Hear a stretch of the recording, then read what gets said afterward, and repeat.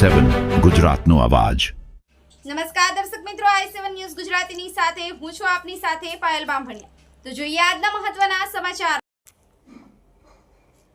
ભદવાડા ટોલનાકા પાસેથી વિદેશી દારૂ ભરેલી કાર ઝડપી પાડતી પીપલોદ પોલીસ।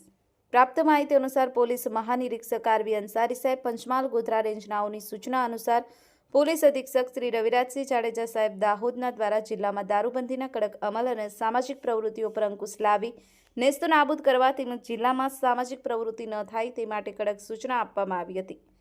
ત્યારે ઇન્ચાર્જ નાયબ પોલીસ અધિક્ષક શ્રી એસ ડી રાઠોડ સાહેબ લીમખેડા વિભાગ દ્વારા દારૂ અને જુગાર જેવી અસામાજિક પ્રવૃત્તિઓ પર કડક કાર્યવાહી કરવાની સૂચના આપેલ હોય ત્યારે તેમના માર્ગદર્શન હેઠળ પીપલોદ પોલીસ સ્ટેશનના પોલીસ સબ ઇન્સ્પેક્ટર જી.બી. રાઠવા સાહેબ અને પોલીસના સ્ટાફના માણસો સાથે પોલીસ સ્ટેશન વિસ્તારમાં દારૂ અંગેની વોચ તપાસ વાહન ચેકિંગમાં હતા। તે દરમિયાન હેડ કોન્સ્ટેબલ રાજેશભાઈને બાતમી મળતા એક સફેદ કલરની ટોયોટા કંપનીની ગાડીમાં દારૂ ભરેલ હોય તેવી બાતમી મળતા ભદવાડા ટોલનાકા પાસે પોલીસ વોચ રાખી ઇકબાલ ઉર્ફે બબલુને પકડી પાડવામાં આવેલ હતો, જેમાં 780 જેટલી દારૂની બોટલ જેની કિંમત 2,30,052 જેટલી થવા પામેલ છે।